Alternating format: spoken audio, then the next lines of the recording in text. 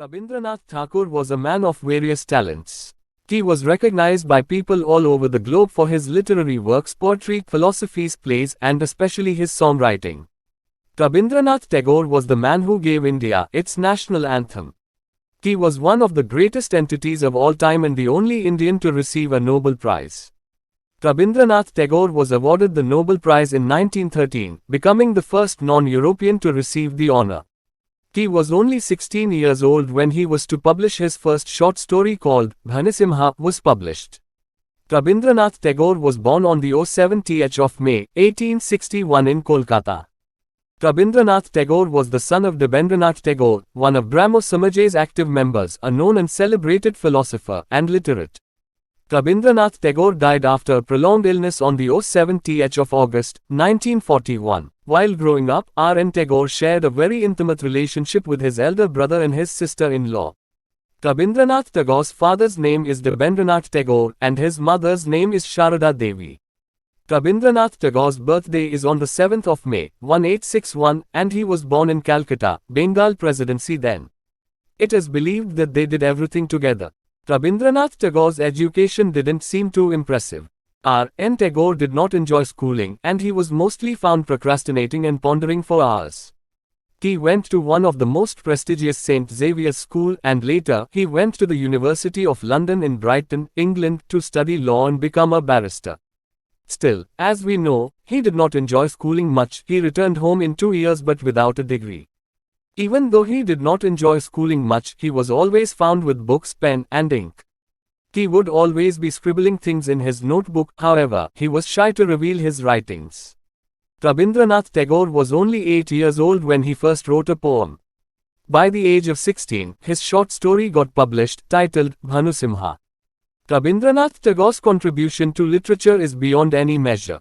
He was the one who had introduced new verses and prose and also lingua franca in his mother tongue, which is Bangla.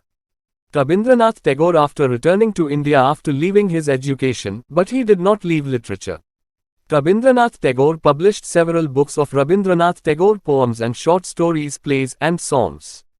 His most renowned work, called Gitanjali, was very well received all over India and England. He is the author of 2 national anthems, which are Amar Sona Bangla for Bangladesh and Jana Gana Mana for India. He worked with very unfamiliar and different styles in Bangla language. Some of them are heavily immersed in social and political satire. He was one of those who believed in global peace and equality.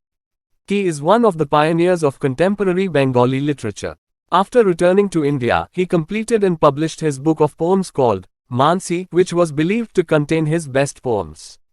Mansi contained several verse forms which were fresh to contemporary Bengali literature, and it also contained some political and social satire that questioned and mocked Rabindranath Tagore's fellow Bengalis. Besides writing and working on literature, Rabindranath Tagore also participated in the family business.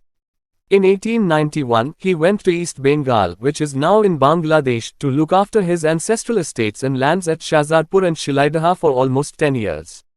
He spent some time in a houseboat at Padma River, and his sympathy for village folk became the keynote of most literature later in his life.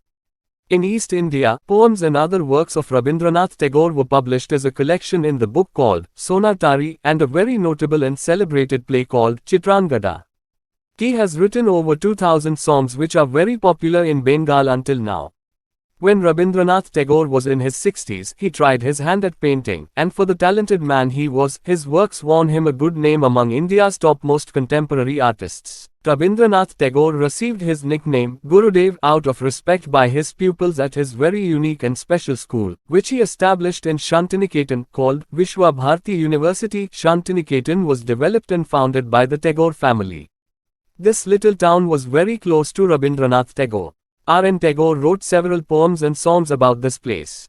Unlike other universities, Vishwa Bharati University was open to each student who was eager to learn. The classrooms and the scope for learning in this university were not confined within 4 walls. Instead, classes took place in open space beneath the massive banyan trees on the university grounds. To this date, this ritual of attending classes in open spaces is practiced by the students and the teachers. R.N. Tagore permanently moved to the school after. R.N. Tagore was only 14 years old when Sharada Devi, his mother, passed away. After his mother's